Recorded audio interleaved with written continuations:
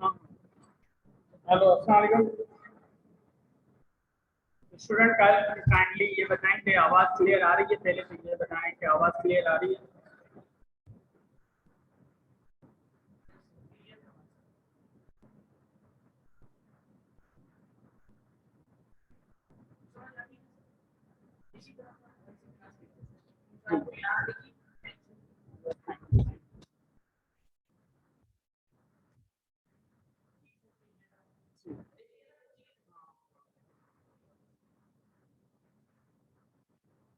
Okay, आवाज़ सबसे clear आ रही है। हम इंशाल्लाह स्टार्ट करते हैं क्लास। और आपको याद होगा हमने क्या पढ़ा था। और हमारी क्लास लॉन्ग वीकेंड एक ब्रेक आ रही है, उसके बाद क्लास स्टार्ट हो रही है।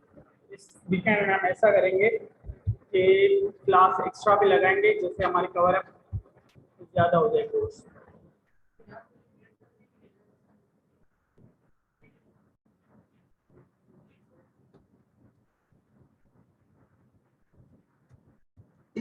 हम 5 मिनट ना रिकैप कर लेते हैं कि हमने क्या क्या पढ़ा। 5 मिनट हम रिकैप ये कर लेते थे कि जो हमने चैप्टर 2 किया था, हमने ये देखा था कैटेगरी 1 और कैटेगरी 2 के टैक्स रेट थे, सैलरी और नॉन सैलरी टैक्स के रेट देखे थे। ठीक है, उसके बाद सैलरी और नॉन सैलरी टैक्स के हमने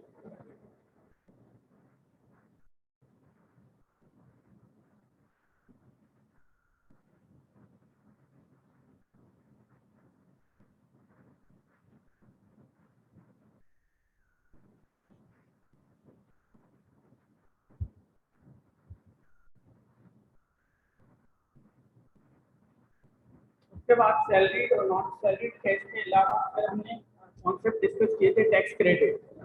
जो इम्पोर्टेंट हमारा कॉन्सेप्ट था, हम टैक्स सैलरी या income source 5 sources of income पढ़े थे। 5 सोर्सेज ऑफ इनकम में हमने क्या पढ़ा था कि कौन से हेड्स होते हैं, income from salary, income from business, और हमारे क्या होता है income from property capital gain, और आता है इनकम फ्रॉम अदर सोर्सेज। इसके बाद हम उसमें टैक्स रेट हम देखते हैं कि कौन सा टैक्स रेट हमारा अप्लाई अप्लाई होंगे, सैलरी क्लास है या नॉन सैलरी क्लास है। तो ये जो हमने डिस्कस किए थे। स्क्रीन आपको नजर आ रही है?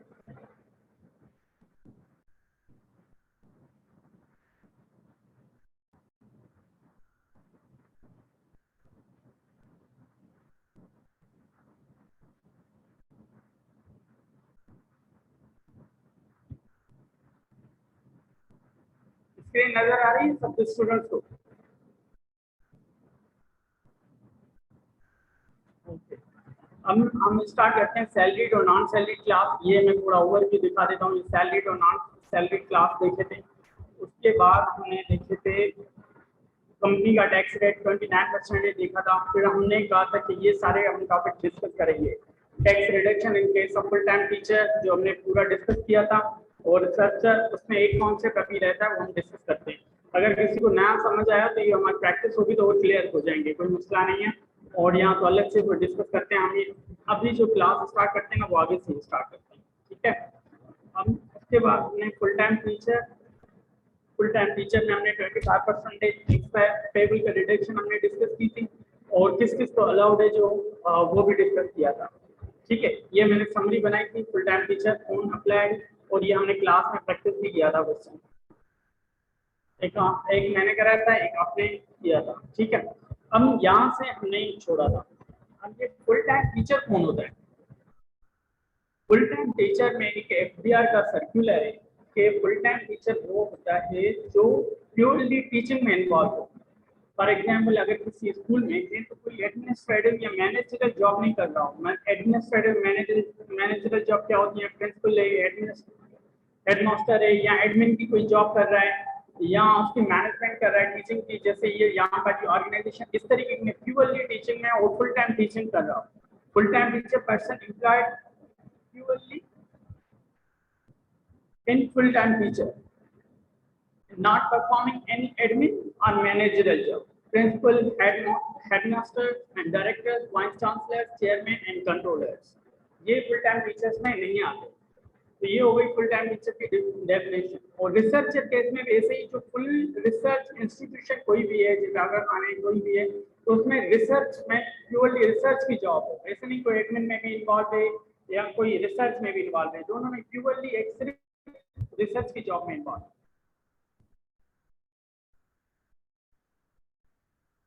अभी आवाज क्लियर आ रही है?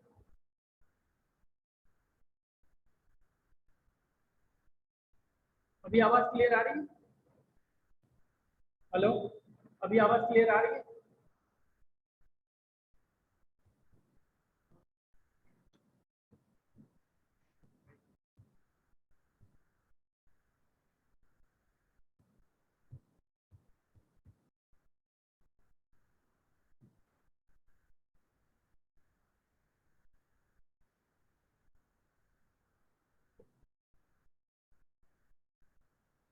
एक minute, let me check out.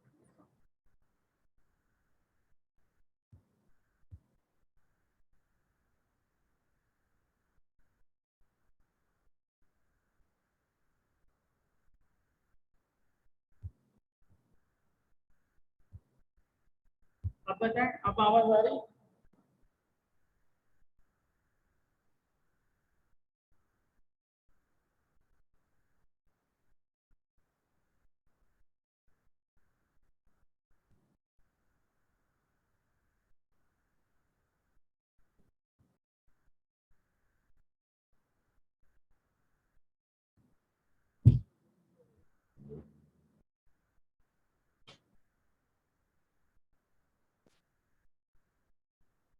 हाँ, अब क्लियर आ रही है? शायद फैन भी चल रहा था, फैन की वजह से शायद आवाज क्लियर नहीं आ रही।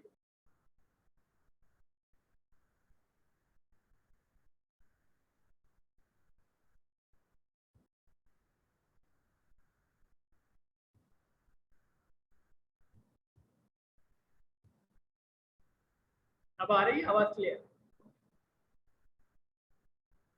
अब आ रही है आवाज क्लियर?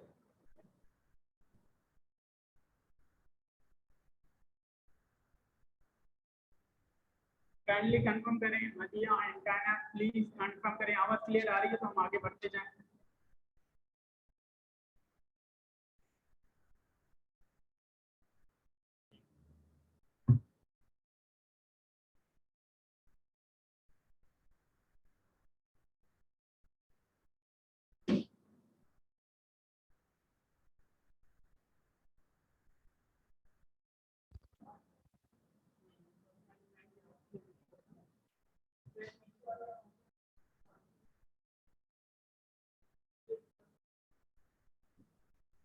एक मिनट में रीचेक कर रहा हूँ साउंड।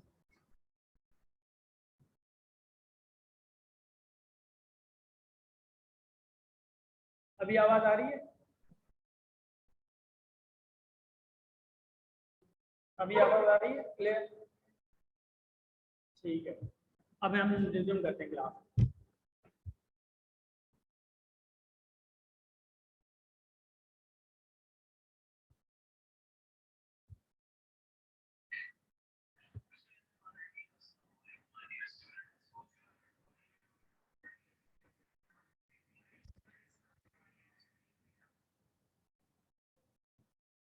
ठीक है, अब हम पढ़ते हैं की points of full time teacher allowance, जो हमने यहाँ से डिस्कशन हमारी रह गई थी।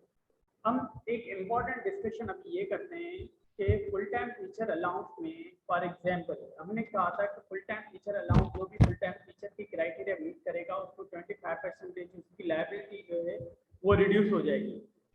ठीक है, अब जब लायबिलिटी रिड्यूस होने के लिए क्या कंडीशन थी कि अगर किसकी इनकम ही 6 लाख है, क्या उसको फुल टाइम टीचर अलाउंस मिलना चाहिए या नहीं? ये अब आप आंसर बताएं कि अगर किसी की इनकम फुल टाइम टीचर हो लेकिन मेरी इनकम है 6 लाख, तो क्या फुल टाइम टीचर अलाउंस मिलना चाहिए या नहीं?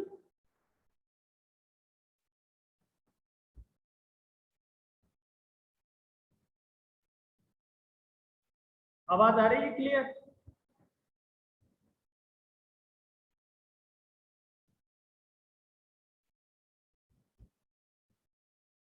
अभी भी दूर से आ रही है आवाज?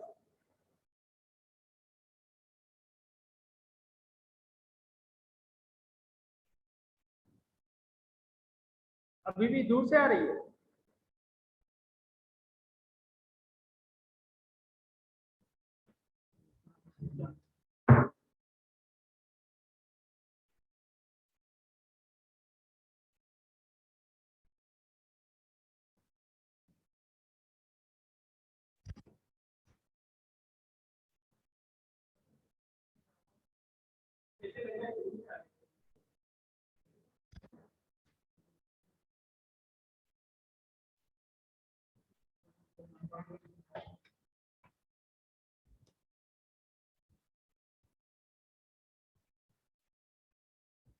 अस्सलामुअलैकुम, आवाज आ रही है आप लोगों को? क्लियर आ रही है? जल्दी बताएं।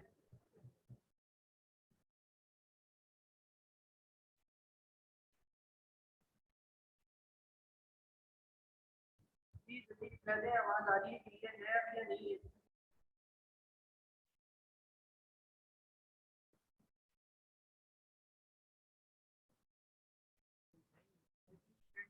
किसी का जवाब ही नहीं आ रहा। अभी भी नहीं आ रही, क्यों नहीं आ रही? तो माइक सही से नहीं बताओ। अब ठीक है।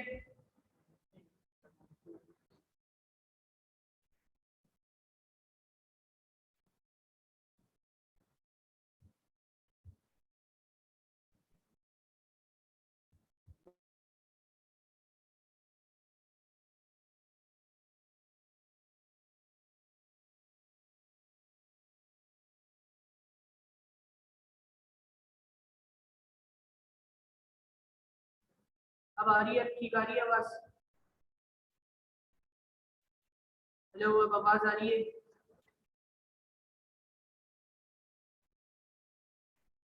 और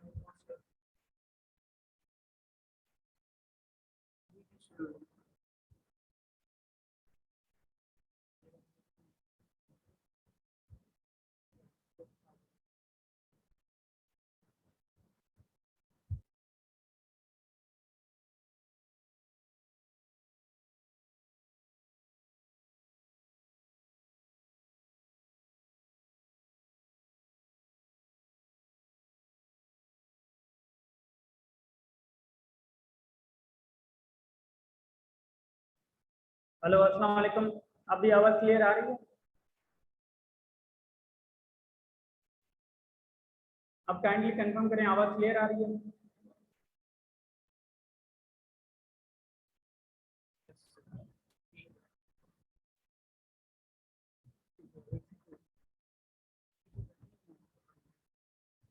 ठीक है, अब हम रेज्यूम करते हैं क्लास की।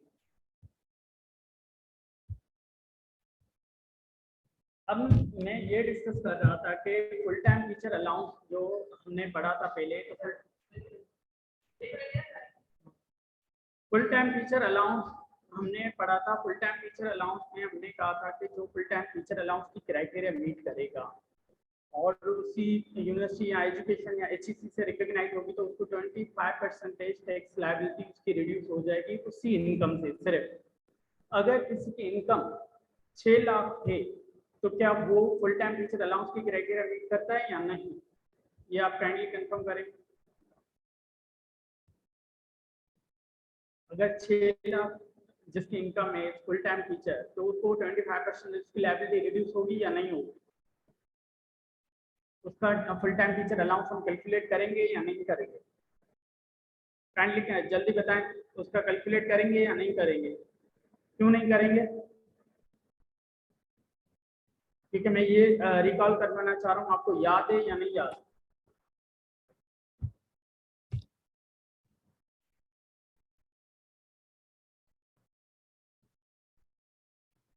नहीं, अब मैं एक बात क्लियर करता हूँ। अगर जब फुल टाइम टीचर जिसकी अलाउंस 6 लाख इनकम हो, तो 6 लाख सैलरी केस में, नॉन सैलरी नहीं, ये सैलरी केस में ही एप्लीकेबल होगा।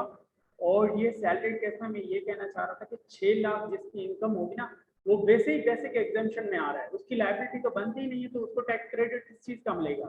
टैक्स क्रेडिट का मकसद बताया था जो एक लीगल तरीका है जिसकी वजह जिसके थ्रू हमारी लायबिलिटी रिड्यूस होती है।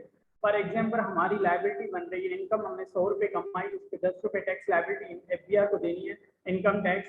अगर उस 10 रुपए को मुझे कम करने के तरीके हैं ना, तो वो एक ये है कि मैं फुल टाइम टीचर अलाउंस तो मेरी 25% लायबिलिटी रिड्यूस हो जाएगी, तो मुझे 7.5 रुपए देने पड़ेंगे।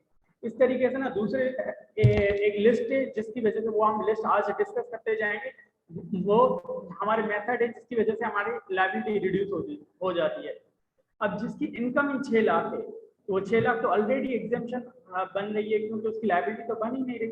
तो जब लायबिलिटी बन नहीं रही तो उसको full time teacher allowance calculate करने की भी जरूरत नहीं है। तो अब ये पढ़ लेते हैं। It's salary income from NPO non profit organization, उसकी अगर 6 लाख है included in the taxable income, then full time teacher allowance shall not be calculated. अब समझ आ गई बात? हम आगे चलते हैं।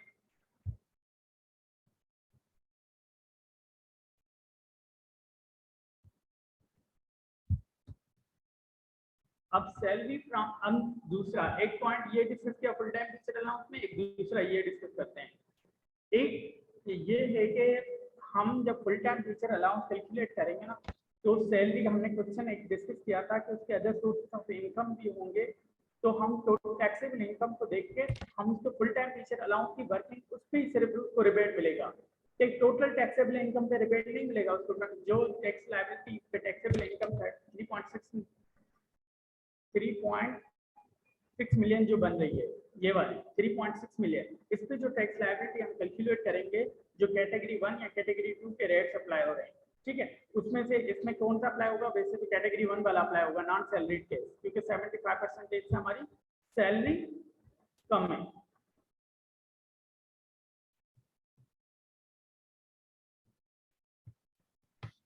अब आवाज सही आ रही है?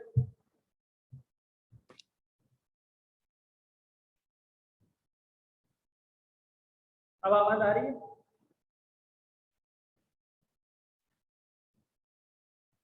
हाँ, तो इसमें नॉन सैलरीड केस है, लेकिन इसमें हम फिर भी हम क्या, मैं क्या बताना चाह रहा था कि इसमें हमारी नॉन सैलरीड केस है, फिर भी हम इसमें 75% अलाउंस और 25% डिडक्शन अलाउंस, हमारा जो फुल टाइम टीचर वाला अलाउंस है वो जरूर कैलकुलेट करेंगे।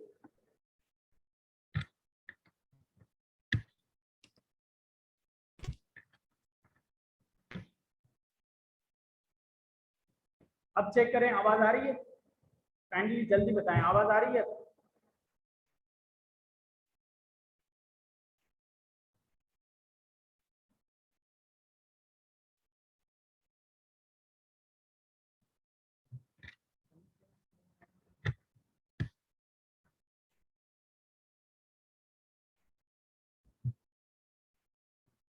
अब सही आ रही है?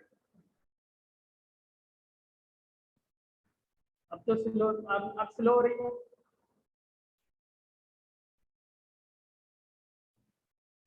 सही आ रही है ना? अब हम ये कह रहे थे कि जो नॉन सैलरीड केस ये बन रहा है, लेकिन नॉन सैलरीड केस में भी हम full time teacher allowance salary के केस में कैलकुलेट करेंगे, क्योंकि 25% रिडक्शन अलाउंस हम अगर किसी को रिवाइज नहीं किया तो आज फौरन रिवाइज कर लेना, और जो कंफ्यूजन हो तो आज ही आज फुल टाइम टीचर अलाउंस में हम कर लें। फुल टाइम टीचर अलाउंस हमने बताया था कि सैलरी के केस में ही मिलेगा, जो उस पर लायबिलिटी रिड्यूस होगी। इसमें हमारा नॉन सैलरी केस है, फिर भी इस केस में फुल टाइम टीचर अलाउंस इसको मिलेगा।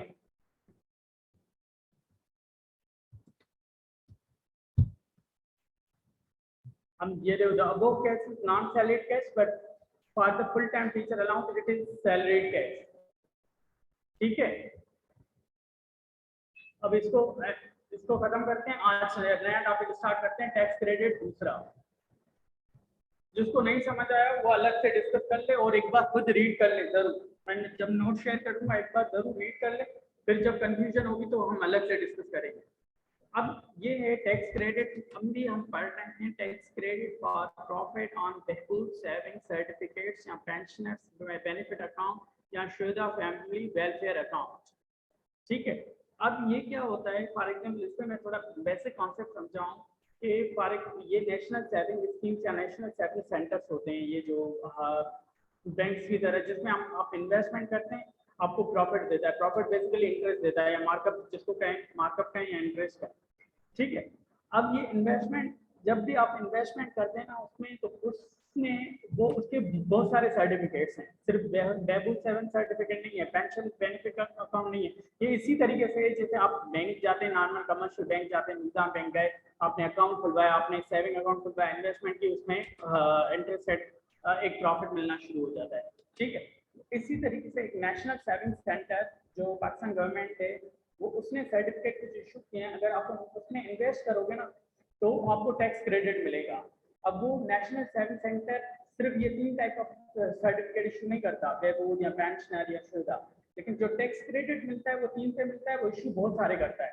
वो भी मैं एक लिस्ट शेयर कर दूंगा ऐसी अंडरस्टैंडिंग पर्पज के लिए।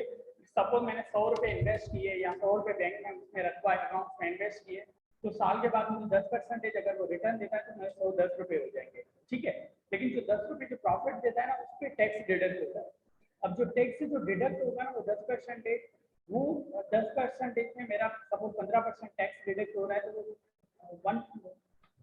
1.5 रुपीज वो किसके बाद जाता है, एफडीआर के बाद जाता है। अब इस सिस्टम को समझने के लिए अब ये सेक्शन हम पढ़ रहे हैं, ठीक है।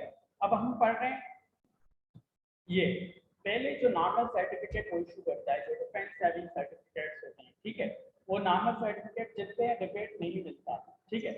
हम ये एक बार पढ़ लें, फिर मैं इसको वन बाय वन डिस्कस बताऊं। Profit on certificate issued by या account maintain with national saving centre, जो नेशनल सेविंग सेंटर एक बैंक की तरह जो सर्टिफिकेट इशू करता है, it's taxable is separate block of income. अब इसको भी डिस्कस करते हैं। Starting from tax rate 15%, therefore normal slave rates do not apply on such profit.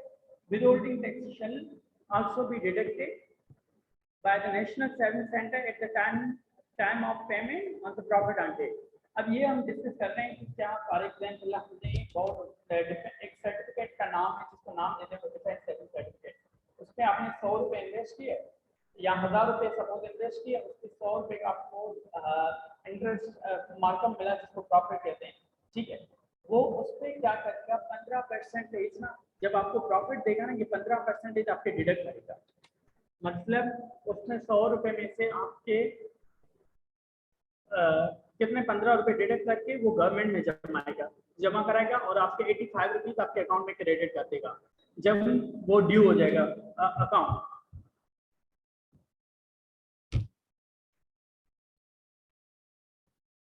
अभी भी आवाज स्लो आ रही है?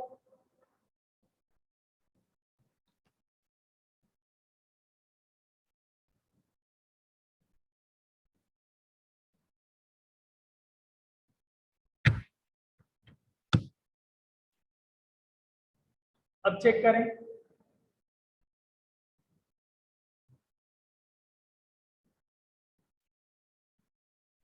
अब आवाज, हाँ 15% टैक्स विल बी डिडक्टेड। अब 15% जो टैक्स है ना वो कैसे डिडक्ट होगा? अब 15% जब आपको प्रॉफिट क्रेडिट करेगा ना, जब एक टाइम ड्यूरेशन के बाद आपका प्रॉफिट अर्न हो जाएगा 100 रुपये, फिर 15% डिडक्ट करके फिर जो 85 रुपीज हैं वो आपके अकाउंट में क्रेडिट कर देगा और 15 रुपये आपको गवर्नमेंट आपके ब्याह पे गवर्नमेंट में जमा करेगा। अब ये है, ये जो 15% है ना, फिक्स रेट है। अब ये फिक्स रेट क्या होता है? जो full and final tax liability होगी जिसको आप रिड्यूस नहीं कर सकते। ये आपके कोर्स में टॉपिक भी है और वो भी डिस्कस करते हैं, लेकिन अभी आपको थोड़ा थोड़ा क्लियर होता जाएगा एक मिनट। और ये normal slave rate do not apply. अब नॉर्मल स्लेव रेट से क्या मुराद होता है? फॉर एग्जाम्पल अगर आप जो 5 हेड्स ऑफ इनकम हमने पढ़े थे ना, उस इनकम में ये जो प्रॉफिट हम कमा रहे हैं 100 रुपये या 1000 रुपये, वो हम टोटल सैलरी वाले इनकम में as a line item add करके फिर टोटल टैक्सेबल इनकम कैलकुलेट करेंगे। लेकिन जब कह रहे हैं सेपरेट ब्लॉक ऑफ इनकम, तो उसको रेट ही अलग अप्लाई करेंगे, उसमें ऐड नहीं करेंगे हम 5 हेड्स ऑफ इनकम में। अब कैसे ऐड नहीं करेंगे? अब विदहोल्डिंग टैक्स क्या होती है? विदहोल्डिंग टैक्स जब ये गवर्नमेंट एक रिस्पांसिबिलिटी दे देती है नेशनल सेविंग सेंटर को, जो भी आपने इसके इनकम, जो भी आपने इनकम अर्न करते हैं ना, उसको गवर्नमेंट को तो आपको टैक्स देना होगा। तो ये चैप्टर 2 हम पढ़ रहे हैं, चैप्टर 2। अब अभी जो इससे सवाल के रिलेटेड कुछ सवाल है ना, तो वो अलग से मैं जवाब दूंगा, क्योंकि अभी सवाल जो हो ना सारे इससे रिलेटेड है, क्वेश्चन पर्टिकुलर, क्योंकि हमारी इससे ये टॉपिक पूरा हो जाएगा। अब ये क्या होगा? नॉर्मल स्लेव रेट क्या होता है? Normal slave rate for example हमने इनकम फ्रॉम सैलरी कैलकुलेट किया, फिर अदर सोर्सेज की हमारी इनकम आई, फिर हमारी प्रॉफिट की वही आई, टोटल 8 करके टोटल इनकम, फिर हमने टैक्स लायबिलिटी हमने कैलकुलेट की, कैटेगरी 1 को डिसाइड किया या कैटेगरी 2 रेट जो अप्लाई हो रहा है उसके हिसाब से हमने टैक्स लायबिलिटी कैलकुलेट की।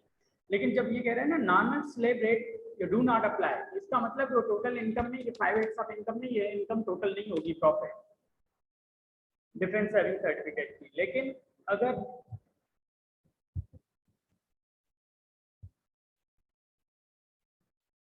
नहीं, विदहोल्डिंग टैक्स वो कॉन्सेप्ट होता है जिसमें विदहोल्डिंग टैक्स वो होता है, फॉर एग्जांपल मैं जॉब करता हूँ या आप कहीं किसी ऑर्गेनाइजेशन में जॉब करती हैं, आपकी इनकम इतनी हो गई 6 लाख 8 लाख हो गई, तो इसमें अब जो ऑर्गेनाइजेशन जिस कंपनी में जॉब करती हैं वो आपकी लैब टैक्स डिडक्ट करके मंथली वो आपके ब्याह पे गवर्नमेंट में जमा कराता है।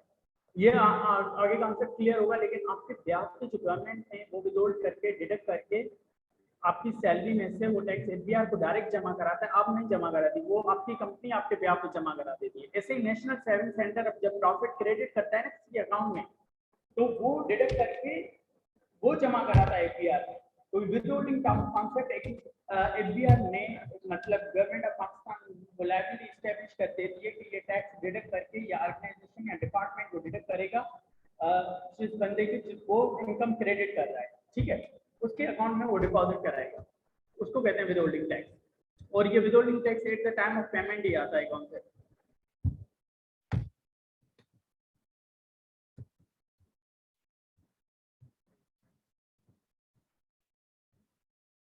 उसके बाद हम जब बहबूद सेविंग सर्टिफिकेट की बात कर रहे हैं, अब बहबूद सेविंग सर्टिफिकेट ना, अब ये कह रहे थे कि डिफरेंट सेविंग सर्टिफिकेट हमारे कोर्स का इस पे क्रेडिट तो नहीं मिलेगा, ये जनरल डिस्कशन थी। जब हम ये कह रहे हैं कि बहबूद सेविंग सर्टिफिकेट, तो उसके इसमें हमें क्रेडिट मिलेगा।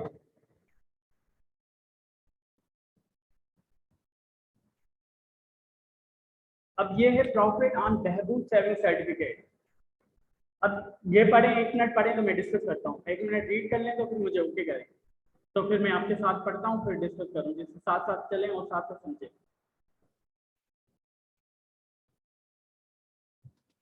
1 मिनट जल्दी ये रीड कर लें।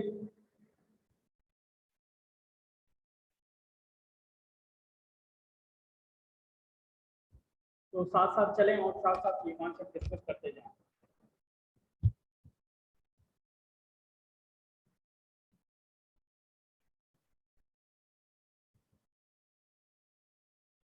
पढ़ लिया सबने?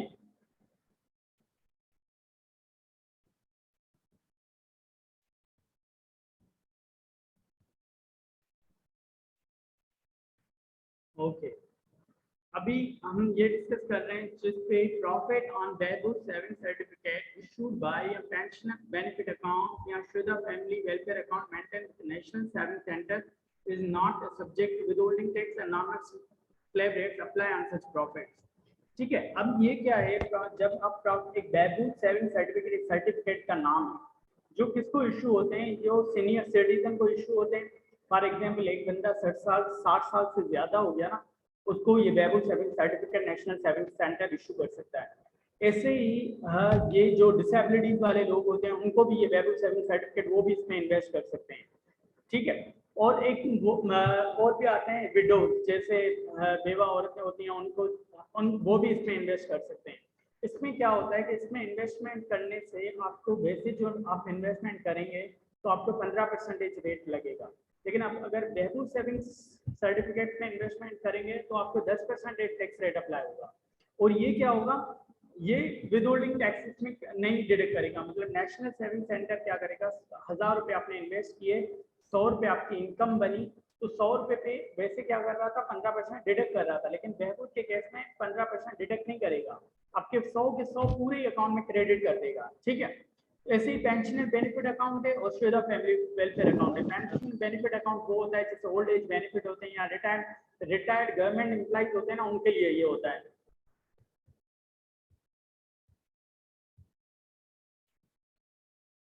हाँ, जैसे पेंशन फंड होता है ना, लेकिन ये पेंशन फंड अलग है।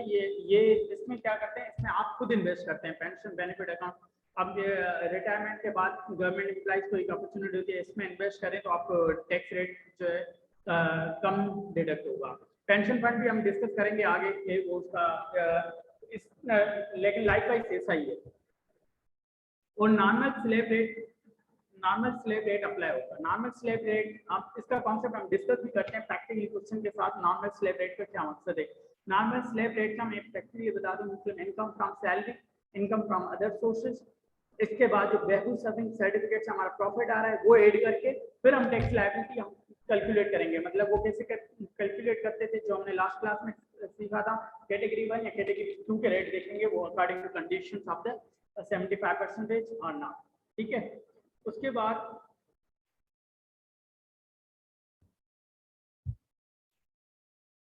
however tax rate shall not exceed 10% of the such profit which means ये एक लाइन पढ़ लें फिर मैं आपके साथ पढ़ता हूँ और इसको डिस्कस करते हैं। ये वाली लाइन पढ़ें।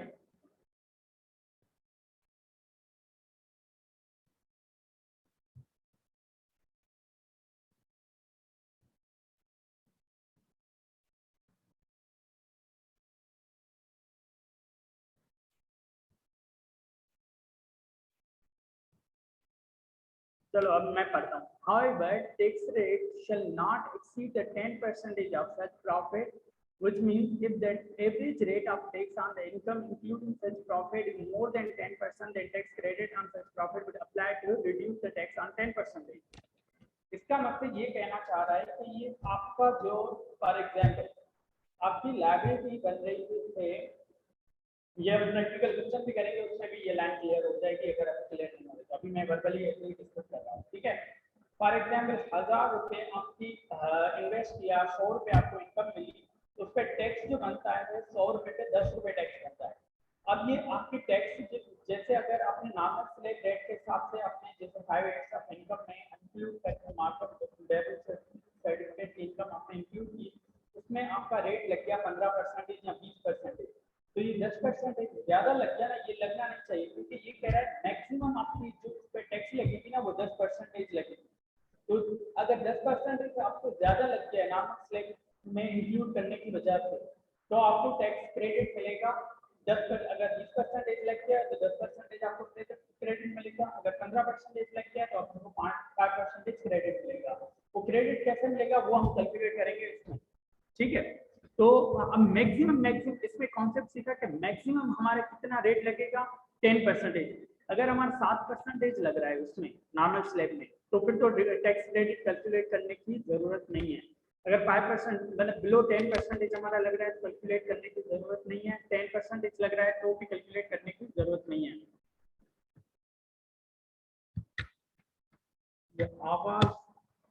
ये आवाज स्लो होने की पता नहीं क्या मसला आ जाता है अचानक से। अभी क्लियर आ रही है?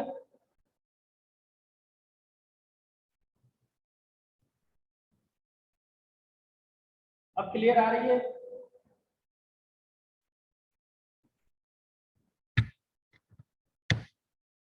अब चेक करें, अब आवाज क्लियर आ रही है?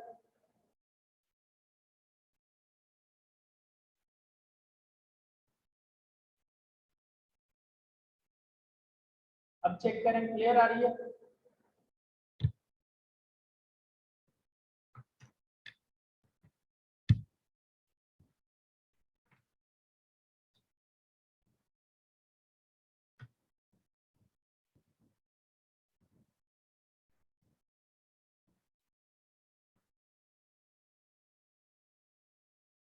हेलो, अब आवाज क्लियर आ रही है?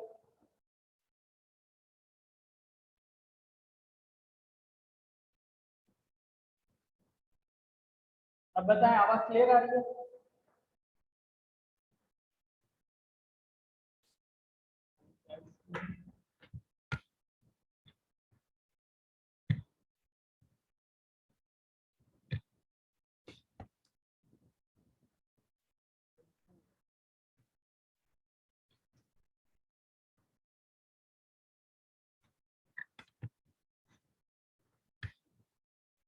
हेलो, अब आवाज क्लियर आ रही है? पता नहीं अचानक से क्या हो जाता है, आवाज स्लो हो जाती है चलते चलते।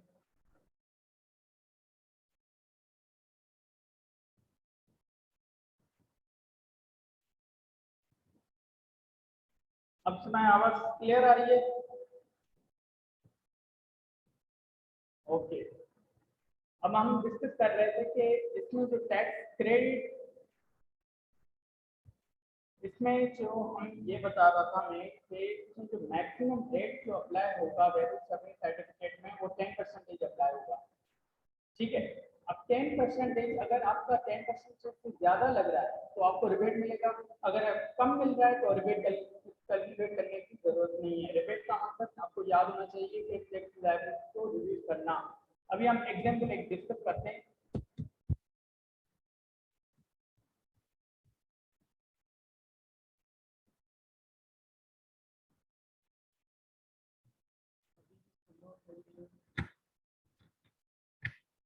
मैं इतना क्लियर और आवाज में बोल रहा हूँ, पता नहीं क्या है यहाँ पे माइक क्या इशू आ रहा है।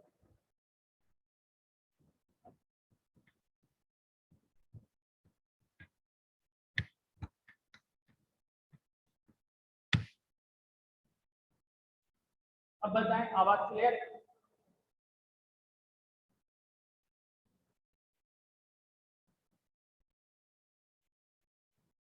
आवाज क्लियर है तो रिपीट करो।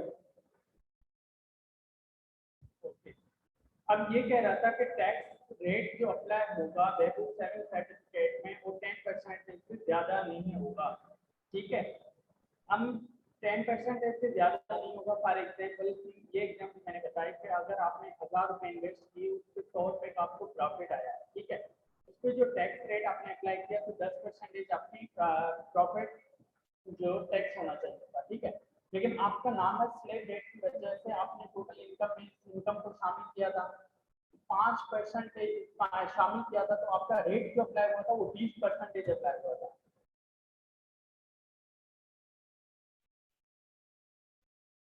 आवाज क्लियर ना होने की वजह से आवाज नहीं आ रही सही से।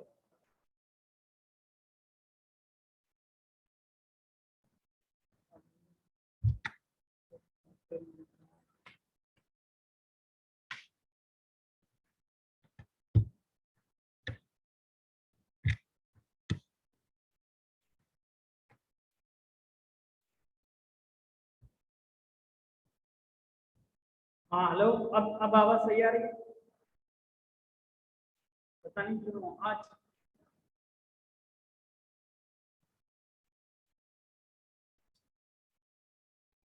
अब आवाज सही आ रही है?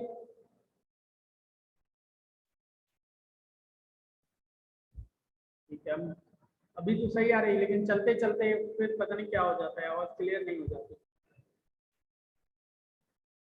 अभी भी एक स्टूडेंट कह रही है कि क्लियर नहीं आ रही आवाज।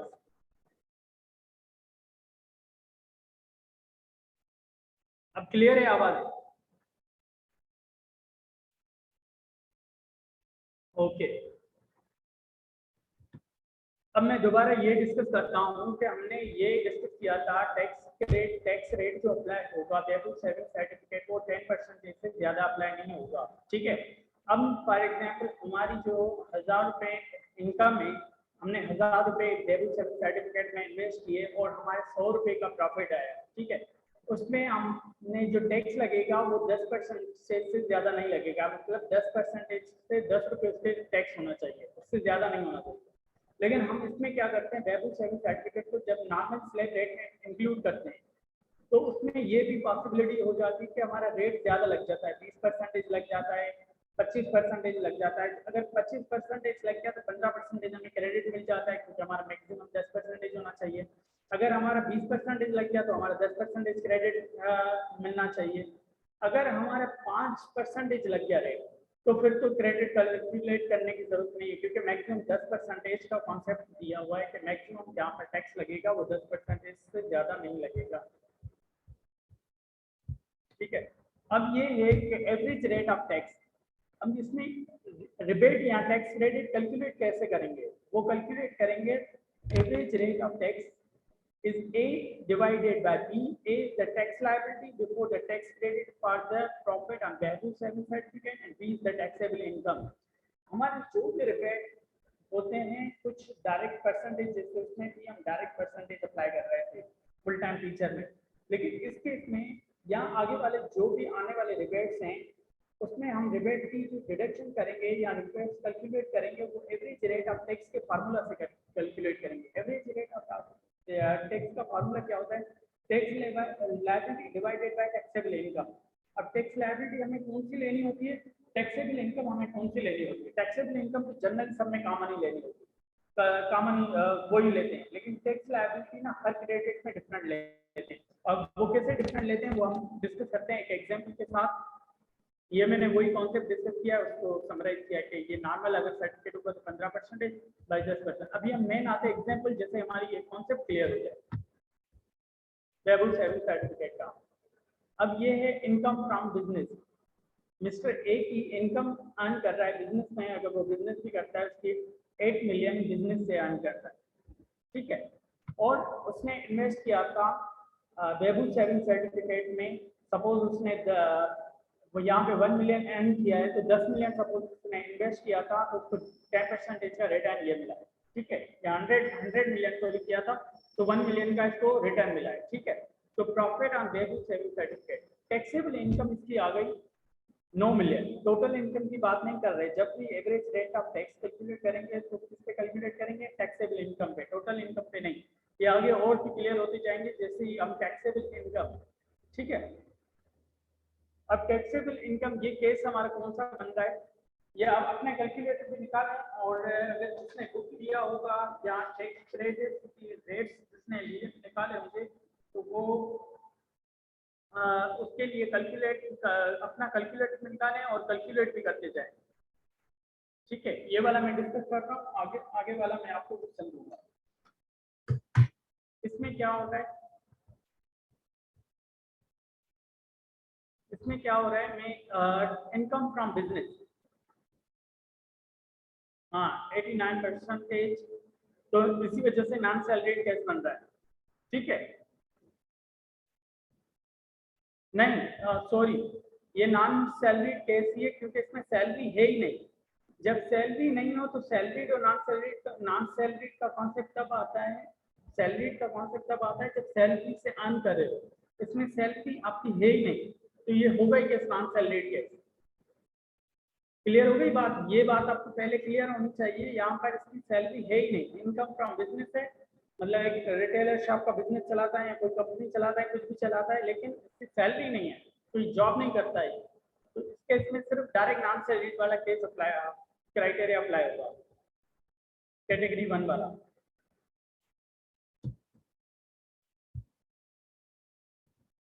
अब इसकी टैक्स लायबिलिटी कैलकुलेट करते हैं। इनकम टैक्स अगर उसका स्लैब रेट हम देखेंगे तो कौन सा अप्लाई हो रहा है स्लैब रेट, वो 6 मिलियन तक उसकी बन रही है 1 पॉइंट। अब ये देखेंगे स्लैब रेट कैटेगरी 1 में ये हो रहा है 8 फाइनल वाला स्लैब रेट अप्लाई हो रहा है 8 नंबर। तो ये इनकम टैक्स लायबिलिटी 6 मिलियन तक हमारी बनेगी 1.2 मिलियन, और उसके बाद एक्सीडिंग जो हमारी इनकम आ रही है उस पर 35% रेट अप्लाई हो रहा है तो 2270। अब इसको एक में डिवाइड करें, 2270 डिवाइडेड बाय 9 मिलियन करें तो ये एवरेज रेट ऑफ टैक्स क्या बन रहा है, tax liability divided by taxable income. 2270 2 point, ये डिवाइड करें 9000 से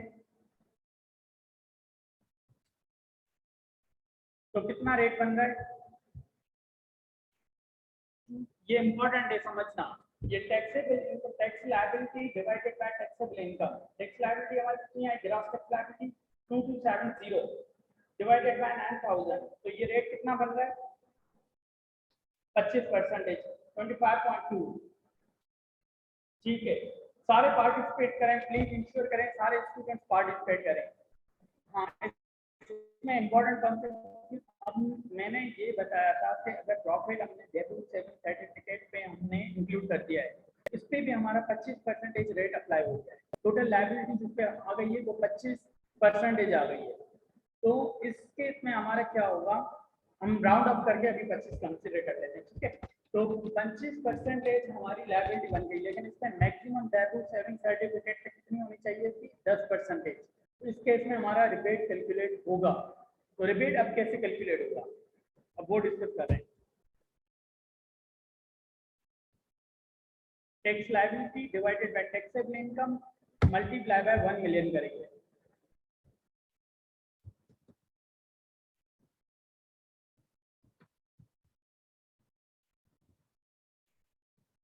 tax credit on profit on value certificate tax liability 2270 जिसमें आपने डिवाइड किया 9 मिलियन मल्टीप्लाई बाय करेंगे 1 मिलियन।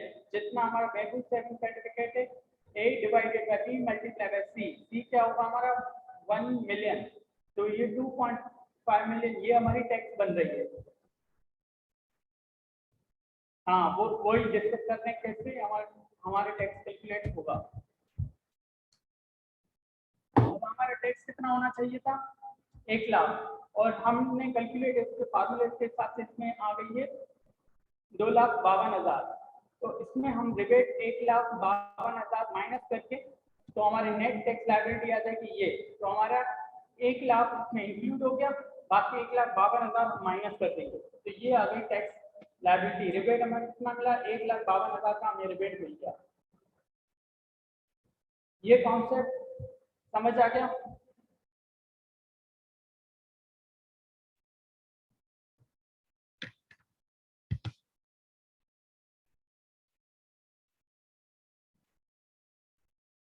ठीक है, ये मैं दोबारा डिस्कस करता हूँ यही कॉन्सेप्ट। हमारी इनकम फ्रॉम बिजनेस थी और profit on that is saving certificate. Total taxable income आ रही थी, टैक्सेबल इनकम आ रही थी 9 मिलियन और ये नॉन सैलरी के साथ क्योंकि इसमें सैलरी नहीं थी तो हमारा स्लैब रेट 8 अप्लाई हुआ 9 मिलियन में। तो हमने टैक्स इनकम टैक्स कैलकुलेट तो हमारी टोटल टैक्स लायबिलिटी बनी 2270। लेकिन इसमें profit on value saving certificate था, हमने average rate of tax calculate किया वो 25% बन रहा था। तो उसमें हमारी 25% के हिसाब से टैक्स लायबिलिटी बन रही थी सर आवाज नहीं आ रही। 10% के हिसाब से इसकी कैलकुलेट करें तो 1 लाख बन रही थी। तो उसमें जो हमारी ज्यादा एक्सेसिव अमाउंट था वो हम एक्सेसिव अमाउंट माइनस कर देंगे तो हमारी टोटल टैक्स लायबिलिटी आ जाएगी। तो ये हमारा रिबेट था 1,52,000 इक्वल टू ये हमारा रिबेट बन गया।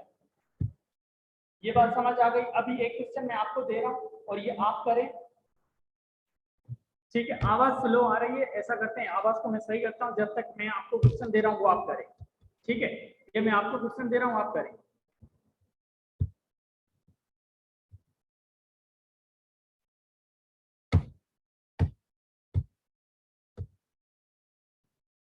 अब ये वाला क्वेश्चन मुझे आप करके बताएं।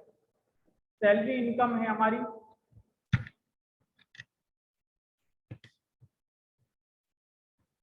सैलरी इनकम है 4.2 million, profit on value certificate है 6 लाख। ये आप करके मुझे अभी बताएं।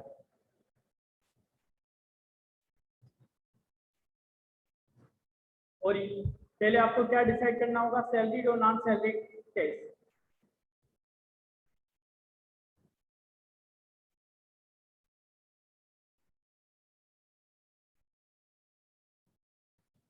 मुझे जितने भी स्टूडेंट्स अवेलेबल हैं वो सारे के सारे सबके आंसर चाहिए।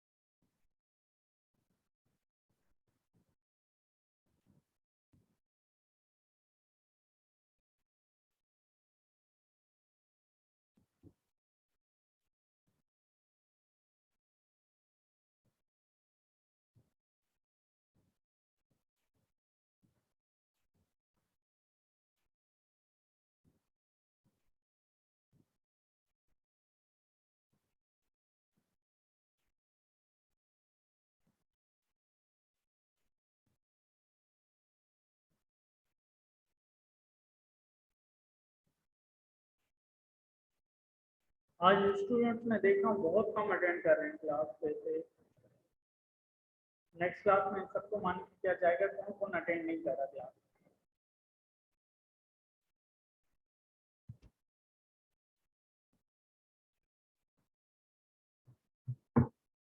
हो गया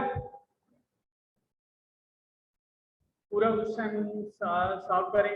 इसमें रिबेट कैसे कैलकुलेट होगा वहाँ पूरा पूरा सवाल कैलकुलेट करें।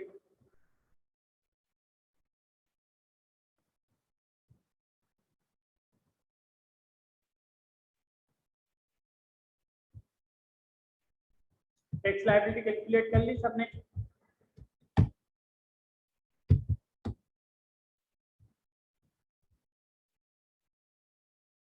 ओके ठीक है। टैक्स लायबिलिटी चेक करें।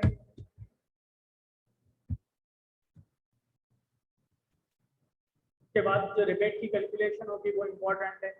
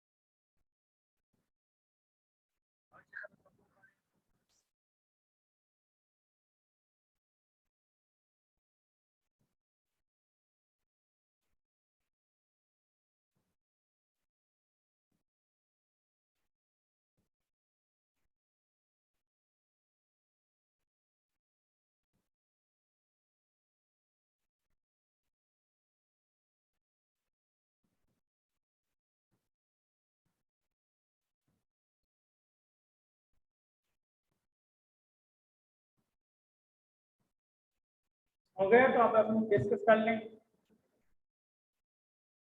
मुझे जो स्टूडेंट्स छोड़ के जा रहे हैं काइंडली रीजन जरूर बताएं क्यों छोड़ के जा रहे हैं स्टूडेंट्स क्लास लाइव क्लास।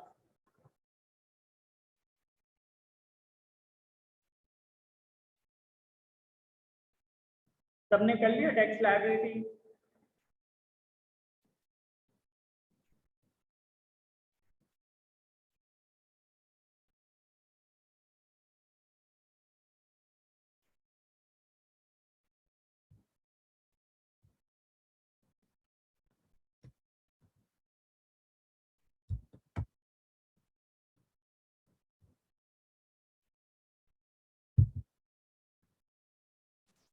अब हम डिस्कस करते हैं tax credit on profit on डेब्यू सेविंग सर्टिफिकेट। डिवाइड करेंगे tax liability divided by taxable income. हमारी प्रॉफिट कितना था डेब्यू सेविंग सर्टिफिकेट पे मिला और हमारा बनना कितना चाहिए था 60,000 टैक्स। 18,750 हमने टैक्स ज्यादा दिया है तो वो हम माइनस करेंगे। तो माइनस करेंगे हमारे नेट टैक्स लायबिलिटी आ गई 6,11,250। ये किसका आंसर सही आया था? ये किसका किसका आंसर आया था?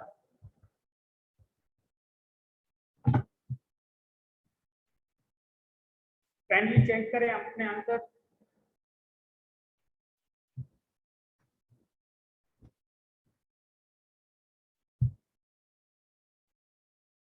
एवरेज रेट ऑफ टैक्स को फार्मूला हर किसी को याद रखना है tax liability divided by taxable income. Tax liability explain करनी है तो टैक्स लायबिलिटी हमारी होगी अब हमारी टैक्सेबल इनकम कितनी बन रही है। पहले तो ये सैलरी टैक्स बन रहा है ठीक है और सैलरी टैक्स में स्लैब कौन सा अप्लाई हो रहा है? स्लैब नंबर 6 अप्लाई हो रहा है क्योंकि 3.5 मिलियन तक हमारी सैलरी एक फिक्स रेट टैक्स आ रहा है 3,70,000। एक्सीडिंग हमारे बन रहे हैं 1.3 मिलियन। उस पर जो रेट आ रहा है वो 20% आ रहा है स्लैब 6 में तो हमारी 2,60,000 ये बन रहे हैं 6,30,000। 6,30,000 6,30,000 हमारा ये टैक्स बनता है। टोटल टैक्स लायबिलिटी हमारी ग्राफ ये बनी और हमारा 6 लाख के हिसाब से हम खुद ही 10% अप्लाई कितना बन रहे हैं 10%। तो ये कितना बना 60,000। तो बाकी जो रिबेट हमारा हमेशा कैलकुलेट पे होगा एवरेज रेट ऑफ टैक्स के हिसाब से होगा। टैक्स लायबिलिटी हमारी कितनी है 6,30,000 डिवाइडेड बाय टैक्सेबल इनकम वो कितनी है 4.8 मिलियन मल्टीप्लाई बाय 6 लाख। सी हमारा क्या होगा प्रॉफिट होगा। हमारी टैक्स कितनी बन रही थी 78,750। अगर यही टैक्स 50,000 होती तो क्या हमें रिबेट कैलकुलेट करने की जरूरत थी नहीं, क्योंकि हमारी जो नॉर्मल टैक्स बन रही थी मैक्सिमम वो 60,000। इससे ज्यादा हो तो रिबेट कैलकुलेट करेंगे, इससे कम हो तो हमें रिबेट कैलकुलेट करने की जरूरत नहीं है। क्लियर हो गई बात? टैक्स लायबिलिटी की बात क्लियर हो गई। टैक्स लायबिलिटी में ये डिसाइड करना है कौन सी कैटेगरी के रेट अप्लाई करने हैं। ये देखिए आप स्लैब रेट आपका हो रहा है 6। अगर 5 मिलियन से आपकी टैक्सेबल इनकम ज्यादा होती तो स्लैब अप्लाई होता 7। ठीक है, समझ आ गई सबको बात? उम्मीद है समझ आ गई होगी। ऐसे हमारी बहुत प्रैक्टिस होगी, आगे सारी रिबेट्स ही हम कैलकुलेट करते जाएंगे, क्योंकि सारे कॉन्सेप्ट अभी रिबेट्स के ही पढ़ेंगे इस चैप्टर में।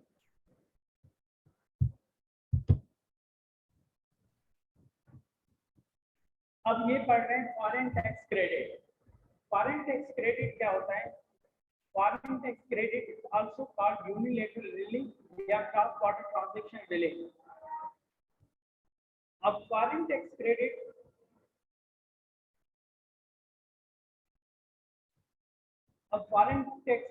ये बहुत इंपॉर्टेंट कॉन्सेप्ट है और ये समझना बहुत जरूरी है और ये एग्जाम में पास पेपर्स में भी बहुत बार आ चुका है। अब फॉरेन टैक्स क्रेडिट ये नॉर्मली हमने पढ़ा था, जिसको भी हमने फॉरेन सोर्स ऑफ इनकम पढ़ा था, foreign source of income non resident की एग्जेम्प्ट हो जाती है। जिसको 183 डेज पाकिस्तान ने इसके कम किया है तो वो foreign source of income earn कर रहा है तो उसकी टैक्सेबल नहीं होगी। अगर रेजिडेंट होगा फॉरेन सोर्स ऑफ इनकम उसकी टैक्सेबल होगी, पर अगर वो 3 कंडीशन मीट कर रहा है तो एग्जेम्प्ट हो जाएगी। कौन सी? शॉर्ट टर्म रेजिडेंट में आ रहा है।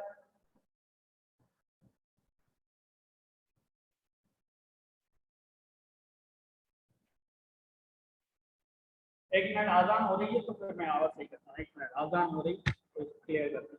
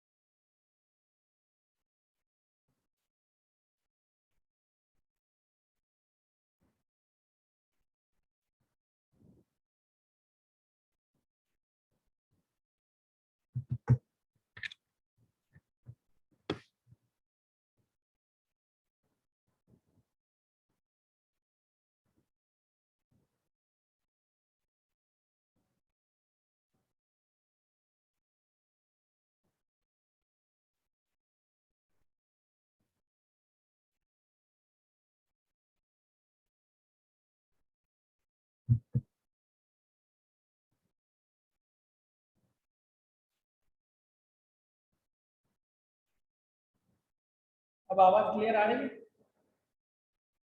अब आवाज आ रही है क्लियर? Everybody is available?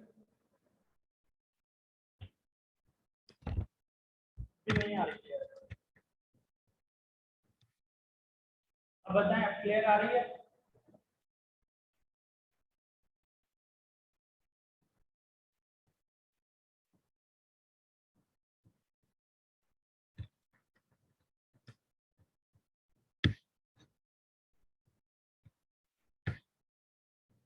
अब बताएं, क्लियर है?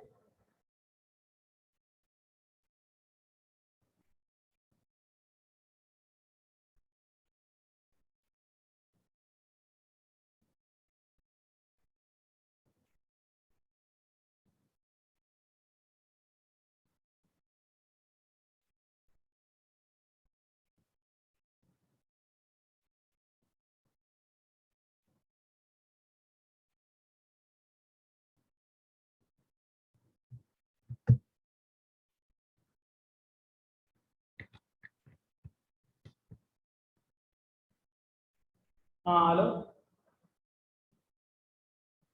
अब बताएं, अब आवाज क्लियर है? अब आवाज क्लियर है? हेलो हेलो हेलो, ओके, अब आवाज क्लियर आ रही है? डबल आ रही है। हेलो, मेरे ख्याल से अब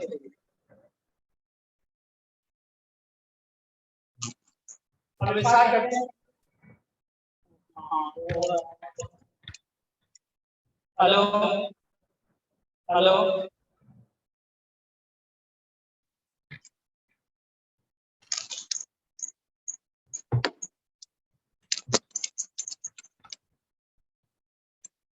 हेलो हेलो हेलो हेलो, अब आवाज क्लियर आ रही है?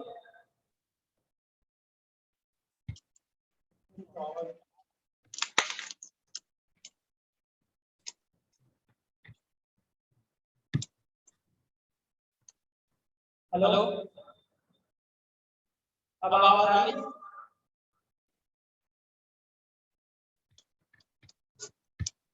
हेलो, अब आवाज क्लियर आ रही है?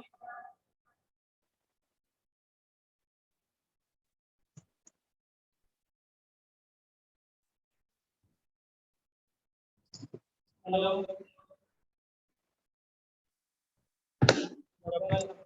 एक मिनट।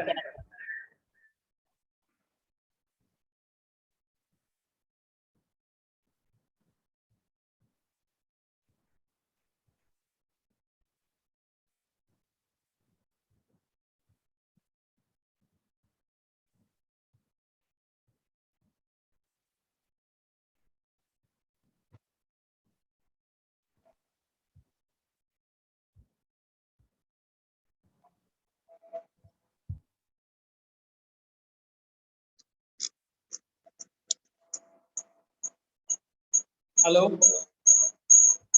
हेलो हेलो,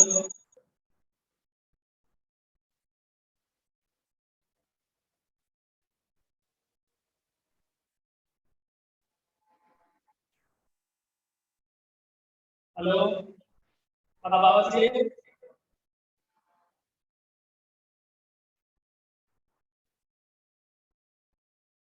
नमाज ब्रेक करें, 15 मिनट का क्लास लेते हैं, फिर ब्रेक करते हैं। 15 मिनट में क्लास लेता हूँ, 15 मिनट में लेता हूँ। ये कॉन्सेप्ट थोड़ा सा ठीक है।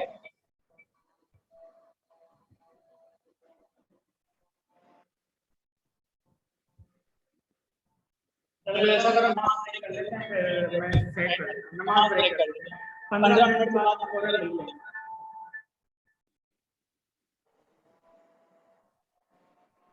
पूरा नंबर 8:50 में 9:05 पे पूरा 9:05 में मिलते हैं।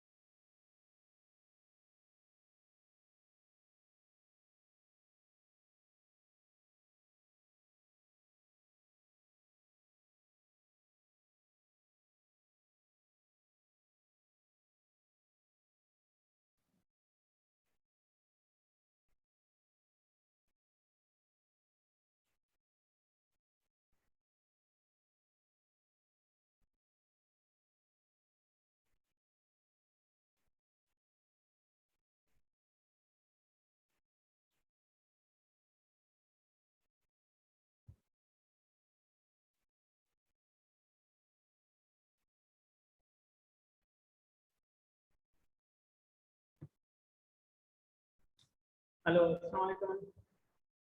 सारे स्टूडेंट्स आ गए?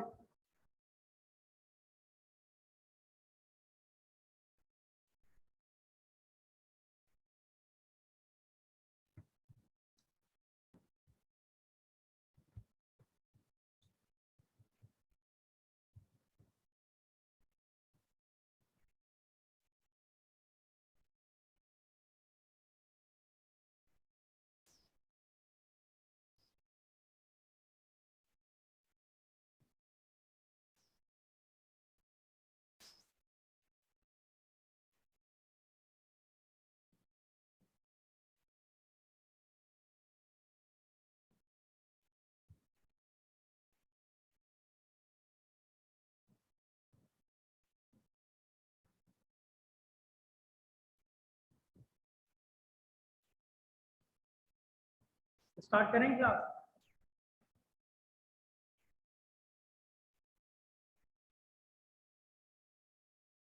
आवाज क्लियर है?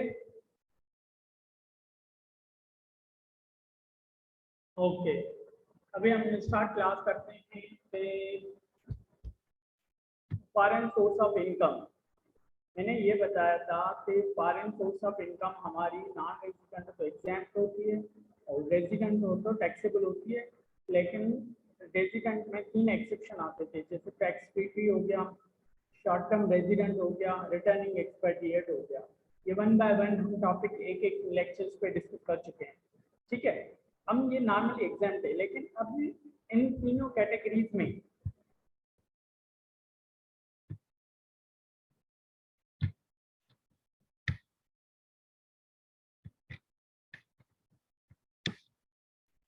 हेलो, अब आवाज सही आ रही है?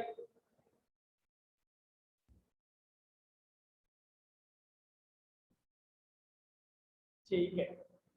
अब शॉर्ट टर्म रेजिडेंट है, रिटर्निंग एक्सपेट्रिएट है या टैक्स फ्री है, इस केस में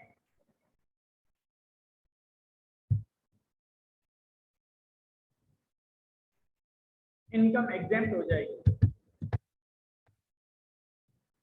अब हम क्या करते हैं कि अगर एक एक ही बंदा अर्न करता है, वो तीनों कैटेगरी में नहीं आ रहा, शॉर्ट टर्म रेजिडेंट में भी नहीं आ रहा, रिटर्निंग एक्सपेट्रिएट भी नहीं आ रहा, टैक्स फ्री भी नहीं है, लेकिन वो बाहर कमा रहा है लेकिन टैक्स पे कर रहा है और फिर वो पाकिस्तान इनकम ला रहा है, तो पाकिस्तान में दोबारा टैक्स नहीं, तो ये डबल टैक्सेशन हो जाएगी। इसमें इसमें क्या हुआ है कि पाकिस्तान उसके वो टैक्स क्रेडिट मिलेगा। अब टैक्स क्रेडिट कैसे मिलेगा? फॉर एग्जाम्पल, मैंने पाकिस्तान से बाहर किसी भी कंट्री में जहाँ से हमारे टैक्स ड्यूटी भी नहीं हो, शॉर्ट टर्म रेजिडेंट की क्राइटेरिया को मीट नहीं कर रहा, रिटर्निंग एक्सपेट्रिएट भी जो मैं नहीं हूँ। फॉर एग्जाम्पल, अब मैं पाकिस्तान से बाहर अर्न करना हूँ, 1 मिलियन मैंने अर्न किया, ठीक है। अब मैंने 1 लाख वहाँ पर टैक्स पे कर दिया, 9 लाख मुझे यहाँ मिल गए, लेकिन अब यहाँ पर मेरी फॉरेन सोर्स ऑफ इनकम वो ट्रीट हो रही है, वो part of income, total income होगी, मतलब टैक्सेबल इनकम में शामिल हो जाएगी। वहाँ पर रेट जैसे हम नॉर्मल टैक्स लायबिलिटी कैलकुलेट करते हैं, वहाँ से टैक्स लायबिलिटी कैलकुलेट करेंगे, वो टैक्स फिर एफबीआर को देना पड़ेगा। लेकिन यहाँ पर ये कहता है कि एफबीआर अगर आपने बाहर टैक्स पे किया है तो आपको टैक्स रिबेट मिलेगा लोअर।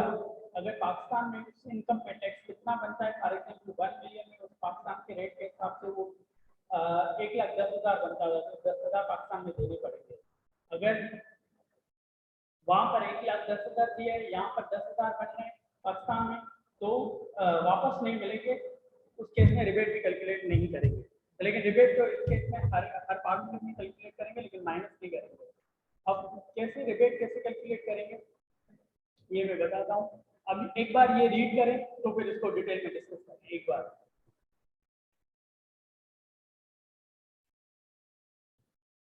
तो फिर मैं आपके साथ ये पढ़ूँ, 2 मिनट पढ़े तो फिर वन बाय वन एक कॉन्सेप्ट डिस्कस करूँ, फिर ये प्रैक्टिस भी करना है।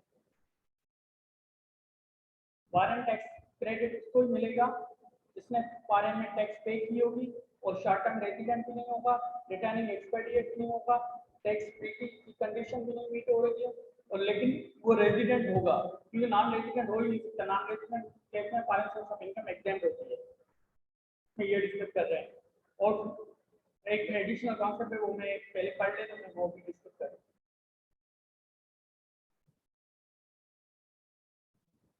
साथ साथ चले सारे सेम पेज में। अब foreign source of income divide by resident is normally exam, generally exam होता है। क्यों? जो ये अगर टैक्स ट्रीटी के एग्रीमेंट वो एग्रीमेंट थी जिससे हम अगर डबल टैक्सेशन अवॉइड करते हैं, अगर वहां पे कर दिया हमने टैक्स तो पाकिस्तान में एग्जाम हो जाती है।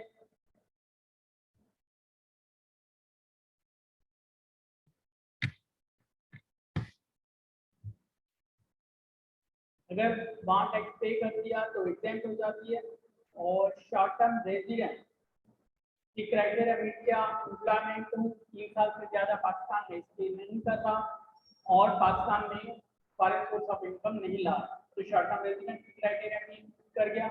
रिटर्निंग एक्सपेट्रिएट 4 साल पाकिस्तान में नहीं रहा था, नॉन रेजिडेंट था, तो करंट ईयर और नेक्स्ट ईयर की foreign source of income resident exam हो जाता है। However, if such income is taxable in Pakistan, despite the fact that the taxpayer has already paid income tax in the foreign country, वो बाहर taxpayer हमारी foreign country में tax पे कर चुका है। द रेजिडेंट टैक्सपेयर, रेजिडेंट मतलब 83 days Pakistan में स्टे कर चुका था, शैल बी अलाउड, उसको अलाउड होगा टैक्स क्रेडिट, मतलब लायबिलिटी रिड्यूस कर सकता है। कैसे? In case of foreign income tax paid by him is lower up. अब ये लोअर अप का कॉन्सेप्ट क्या है? ये एग्जाम के हिसाब से डिस्कस करते हैं।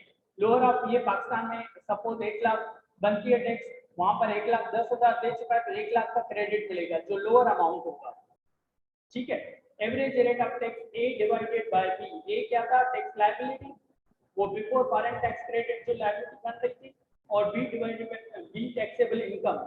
ठीक है। ए हमेशा ये होगा टैक्स लायबिलिटी होगा, लेकिन टैक्स लायबिलिटी कौन सी वाली लेंगे?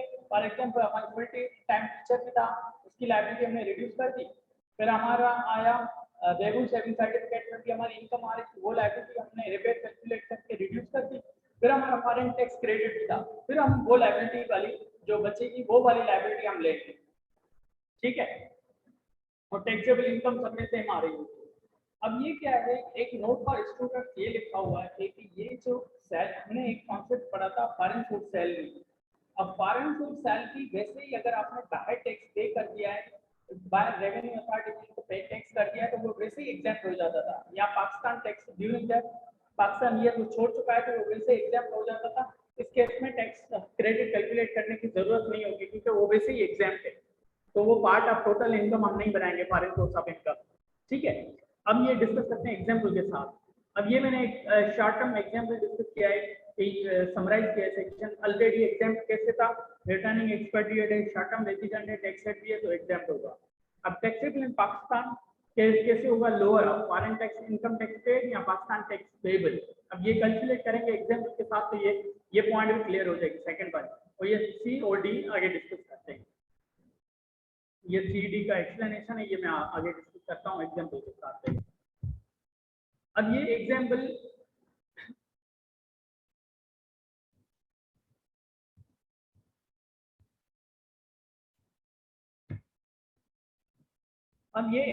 है, ये example mister A income for the tax year 2008 is as under taxable Pakistan source of income। अब पाकिस्तान, अब एक में कॉन्सेप्ट ये क्लियर करूं, फॉरेन सोर्स ऑफ इनकम क्या होती है? वो बिजनेस भी हो सकती है, वो सैलरी भी हो सकती है, वो कैपिटल गेन भी हो सकता है, वो रेंट भी हो सकती है, अपने प्रॉपर्टी ली हुई है। तो अभी हमने फॉरेन सोर्स ऑफ बिजनेस जैसे डिस्कस किया, तो ये बिजनेस इनकम है। तो फॉरेन सोर्स ऑफ इनकम कोई भी हो सकती है। ठीक है।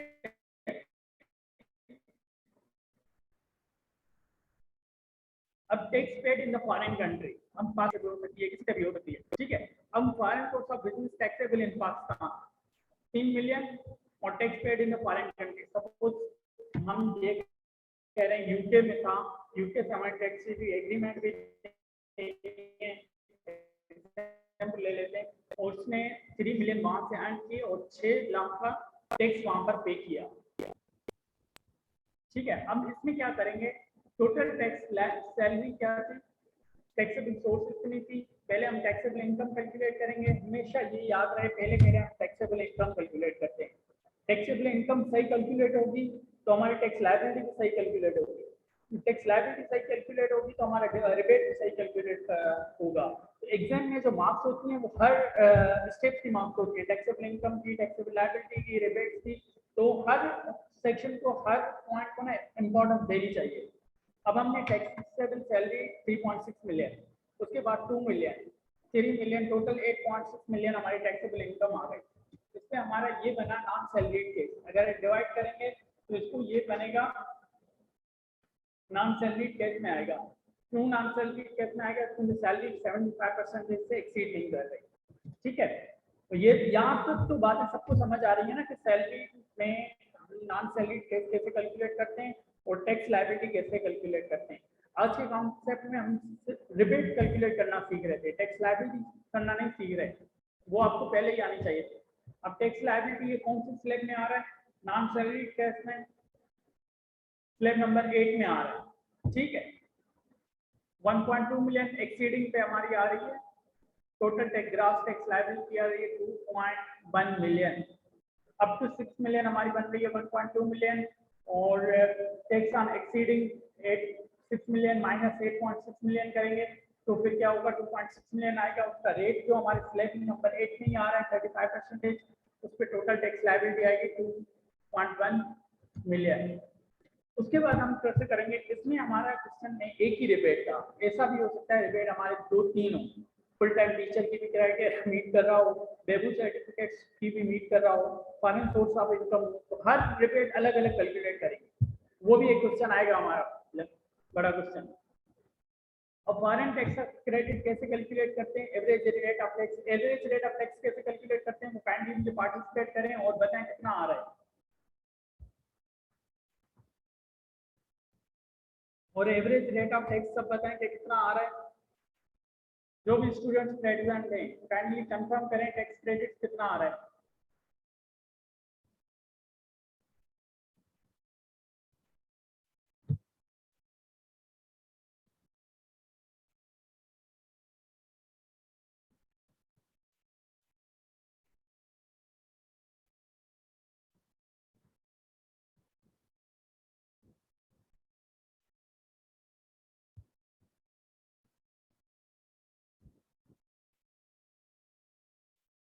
आवाज क्लियर आ रही है? आवाज क्लियर आ रही है?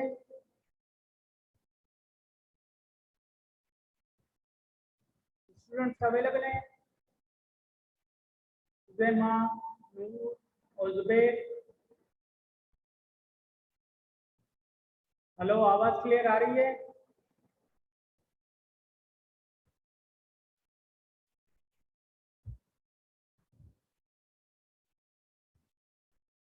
हेलो,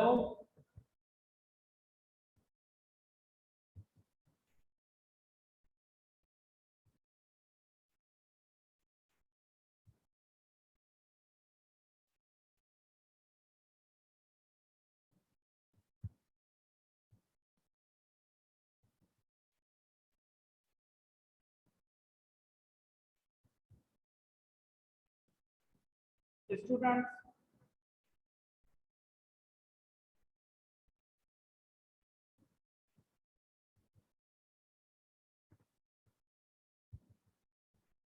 हेलो, आवाज आ रही है?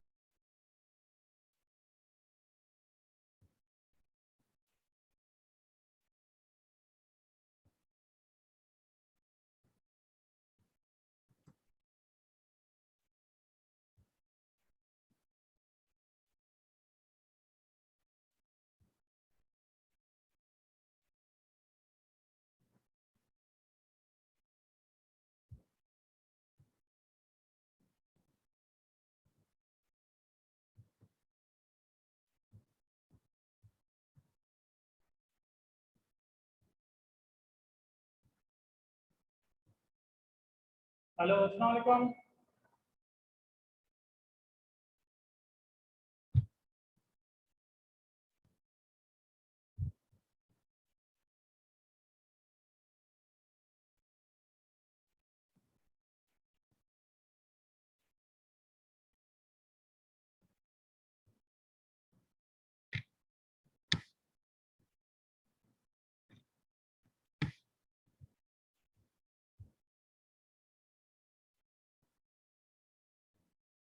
आवाज आ रही है?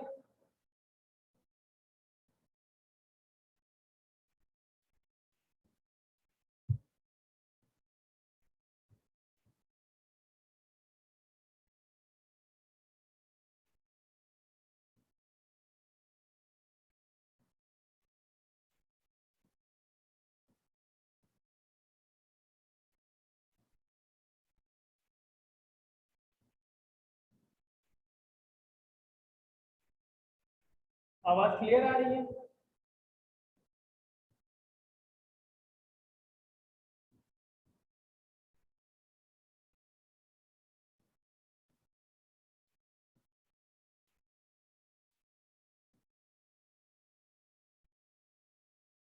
बाकी स्टूडेंट्स क्यों छोड़ के चले गए? सारे स्टूडेंट्स। तो जब आपको आवाज आ रही है क्लियर?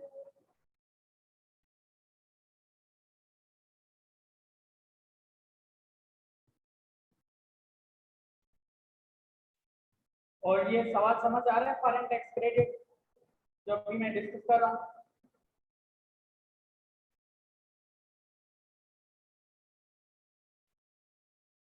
काइंडली ये बताएं, फॉरेन टैक्स क्रेडिट समझ आ रहा है जो मैं अभी डिस्कस कर रहा हूँ?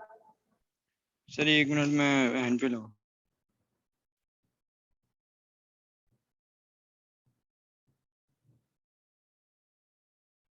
सुलेमा और नोट काइंडली कंफर्म करें।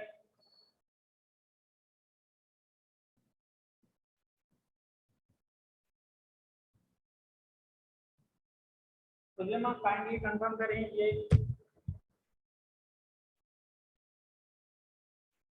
सर थोड़ी सी आवाज कट रही है आपकी। ठीक है, तो आगे हम बढ़े।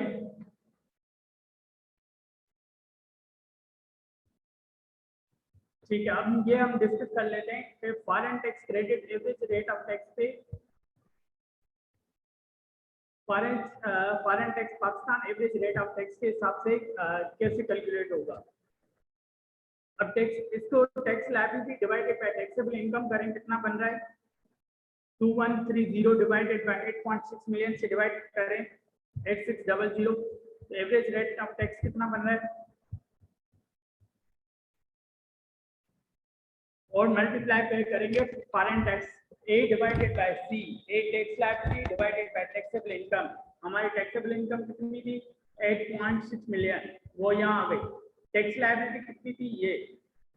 और फॉरेन सोर्स ऑफ इनकम हमारी 3 मिलियन थी। उसके हिसाब से एवरेज हमारा टैक्स पाकिस्तान के हिसाब से बन रहा है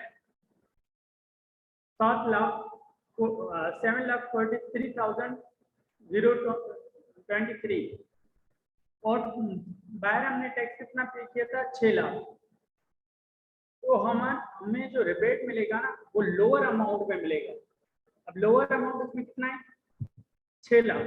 तो हम 6 लाख माइनस करेंगे क्योंकि हमने फॉरेन सोर्स ऑफ इनकम इसमें इंक्लूड कर लिया है, तो इसमें टैक्स लायबिलिटी में इसमें शामिल हो गया फॉरेन सोर्स ऑफ इनकम पे टैक्स।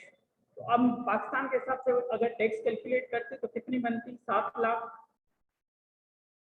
7.5 लाख अराउंड बन रही है। तो ये जो टैक्स बन रही है वो एक्सेसिव टैक्स इसको देना पड़ेगा पाकिस्तान में, और 6 लाख का इसको क्रेडिट माइनस करके फिर जो नेट टैक्स लायबिलिटी होगी वो ये पाकिस्तान में एफडीआर को टैक्स लायबिलिटी देनी पड़ेगी। समझ आ गई ये बात? फॉरेन टैक्स क्रेडिट समझ आ गया? उज़ैमा और नूर ये बताएं कि समझ आ गया ये?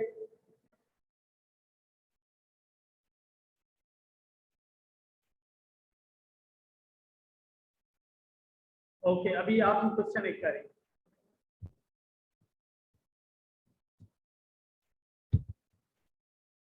हम एक पॉइंट एडिशनल यहाँ पे डिस्कस कर लेते हैं।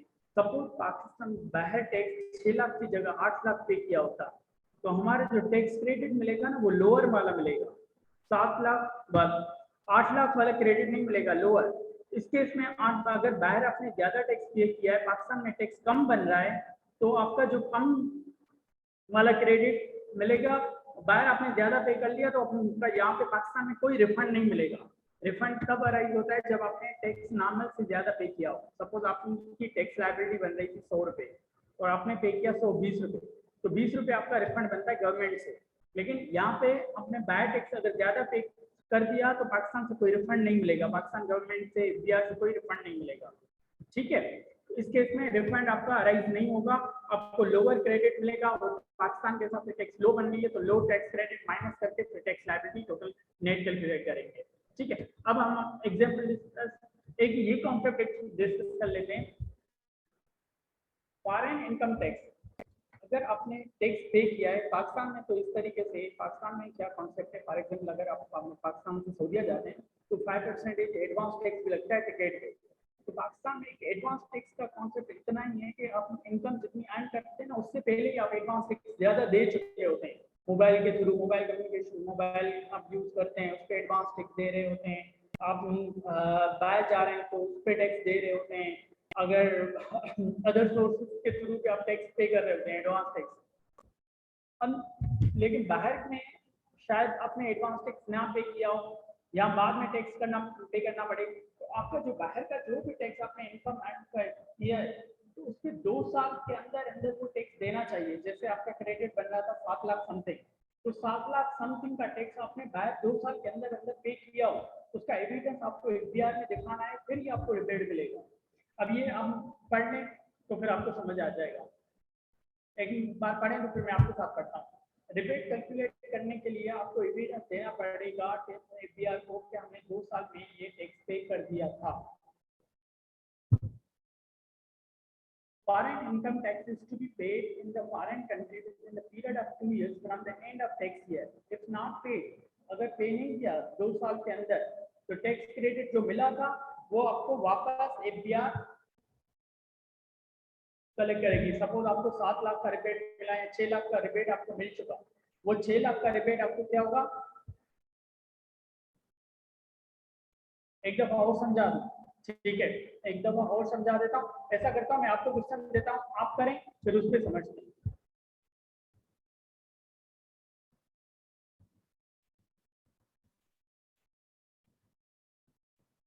अब ये वाला सवाल क्वेश्चन आप करें, पहले वो कॉन्सेप्ट जो है ना बाद में डिस्कस करते हैं। 1 मिनट, ये वाला वही क्वेश्चन ना आप करें क्लास में ही ना, सेम क्वेश्चन ये आप करें। ये वाला क्वेश्चन है और आप इसकी लायबिलिटी और एवरेज आउट कैलकुलेट करें, या मैं ऐसा करता हूँ आगे क्वेश्चन दे देता हूँ आपको, ये डिस्कस कर लेता हूँ दोबारा। टैक्स सैलरी क्या है, टैक्सेबल सैलरी 3.6 मिलियन। मैं आपको भर के लिए दे दूंगा क्योंकि अभी लेट भी हो रही तो मैं चाह रहा हूँ कि वो कॉन्सेप्ट डिस्कस करूँ। 3.6 मिलियन और 2 मिलियन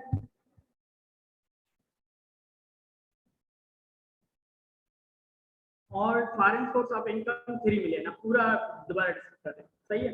अब ये हम पहले मैंने बताया था टोटल टैक्सेबल इनकम हम कैलकुलेट करेंगे। टैक्सेबल इनकम के बाद हम डिसाइड करेंगे सैलरीड कैसे, नॉन सैलरीड कैसे। तो ये बना नॉन सैलरीड कैसे क्योंकि 75% हमारी सैलरी एक्सीड नहीं कर रही, ठीक है, यहाँ बात क्लियर। फिर हमारा स्लैब रेट अप्लाई हो रहा है क्योंकि हमारी 6 मिलियन से ज़्यादा है। 6 मिलियन से ज़्यादा अगर हमारी इनकम टैक्स हो, टैक्सेबल इनकम हो, तो हमारा रेट अप्लाई होगा स्लैब रेट नंबर 8। उसमें 1.2 मिलियन तो हमारा फिक्स रेट टैक्स दिया हुआ है। एक्सीडिंग हमारा क्या बनेगा, 6 मिलियन माइनस 8.6 मिलियन को माइनस करेंगे तो हमारे 2.6 मिलियन आएगा।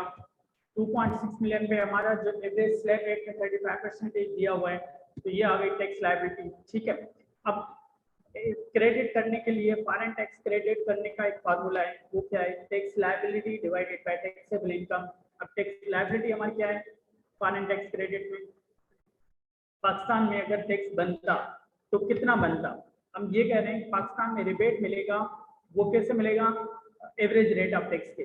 पाकिस्तान में एवरेज रेट ऑफ टैक्स कितना बन रहा है, tax liability divided by taxable income किया तो ये बन रहा था एवरेज 21 30 डिवाइडेड बाय 8.6 मिलियन, तो ये एवरेज बन रहा था 25% राउंड अबाउट। इसको मल्टीप्लाई करेंगे 3 मिलियन, 3 मिलियन से मल्टीप्लाई किया, ये 7,43,023 रुपए हमारे टैक्स बना। ठीक है, 7,43,023 रुपए हमारे पाकिस्तान के हिसाब से टैक्स बना। लेकिन फॉरेन सोर्स ऑफ इनकम में क्या था, हम टैक्स पहले ही पे कर चुके थे, फिर यहाँ पर अलग से पे कर रहे हैं, तो हमारी डबल टैक्सेशन हो रही है। तो अगर डबल टैक्सेशन हो रही है तो ये तो हमें नुकसान हो रहा है। यहाँ पर भी अलग टैक्स दूँ, वहाँ पर तो सारी इनकम तो मेरी टैक्स नहीं चली गई। हम खुद देखें 6 लाख यहाँ 7 लाख को 13-14 लाख की अराउंड मैं टैक्स दे रहा हूँ 3 मिलियन पे।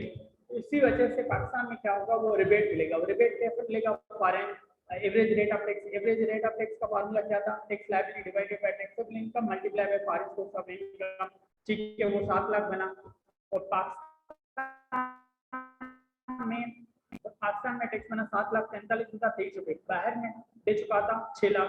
अब इस पे मुझे लोअर के हिसाब से टैक्स क्रेडिट मिलेगा। अब मेरा लोअर क्या है, 6 लाख, इस दोनों में से तो 6 लाख हम लायबिलिटी माइनस करेंगे, क्योंकि फॉरेन सोर्स ऑफ इनकम ये ज़हन में रहे कि हम टैक्स लायबिलिटी उस पे कैलकुलेट कर चुके हैं। तो हम ये डिसाइड कर रहे हैं कि पाकिस्तान में उसका टैक्स बना कितना है, कितना बना है। ठीक है, और बाहर कितना भेज चुका है, 6 लाख। तो जो लोअर है वो क्रेडिट, क्योंकि वो ऑलरेडी पे कर चुका था, वो पाकिस्तान गवर्नमेंट एफडीआर कह रहा है अब चलो आप इतना पे कर चुके हैं ना, जितने आप नहीं थे, बाकी जो हमारे पाकिस्तान के हिसाब से ज्यादा बनता है वो आपको दे दें। ठीक है, अगर यही कॉन्सेप्ट, एक केस ये हो सकता था। दूसरा केस क्या हो सकता था, ये वाला केस हो सकता था।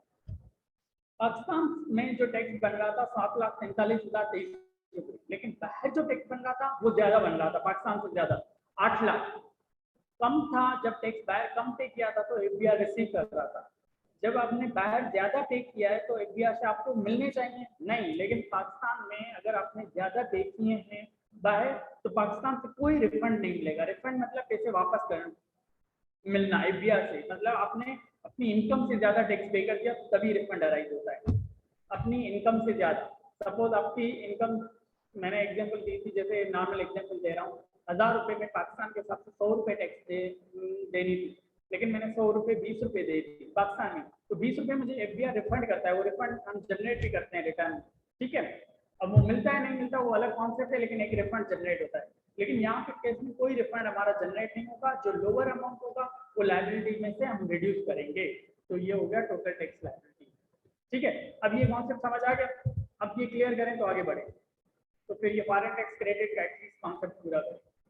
मैं एक क्वेश्चन आपको इंशाल्लाह बना के दे दूंगा, तो अब व्हाट्सएप कर दूंगा, वो सारे अटेंड करें। ठीक है,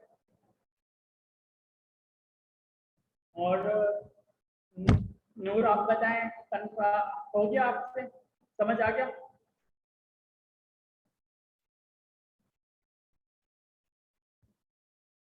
ओके, अब एक छोटा सा कॉन्सेप्ट है वो डिस्कस कर लेते हैं।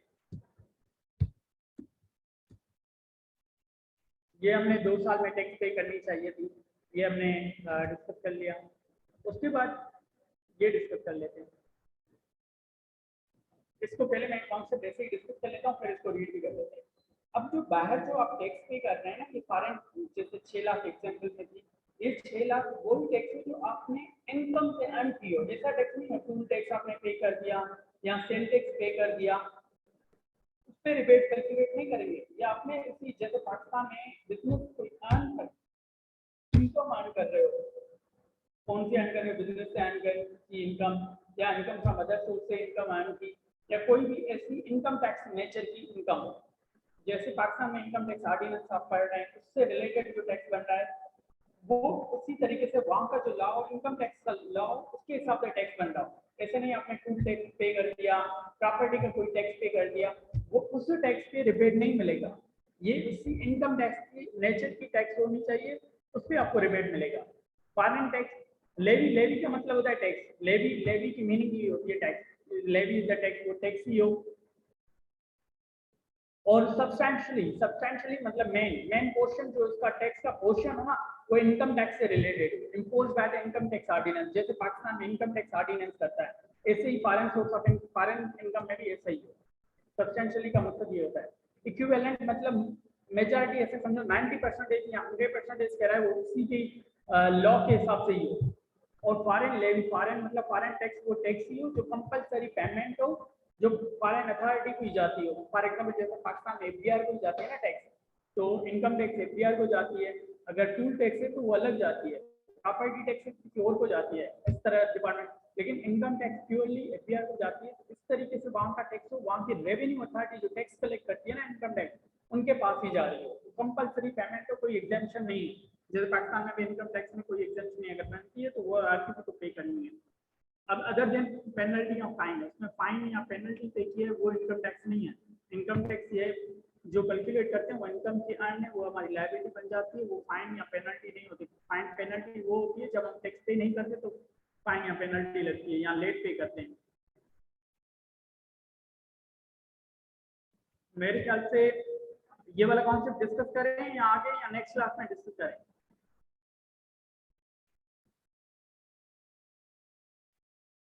छोटा सा कॉन्सेप्ट है।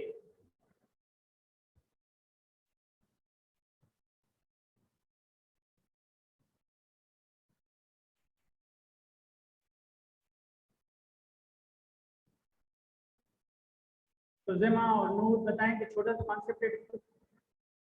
ओके चलो नेक्स्ट क्लास में कर लेते हैं। और ठीक है, नेक्स्ट क्लास में कर लेते हैं। और आज हमने फॉरेन टैक्स क्रेडिट पढ़ा, फुल टाइम टीचर अलाउंस भी पढ़ लिया, और वेबू सेविंग सर्टिफिकेट भी पढ़ा। ये काइंडली रिवाइज जरूर कर दीजिएगा, ठीक है? और जो भी कंफ्यूजन हो मुझे मैसेज कर सकते हैं।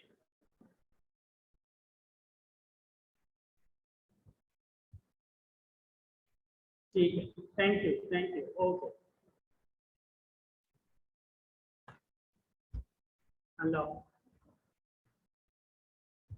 ओके, अल्लाह हाफिज़।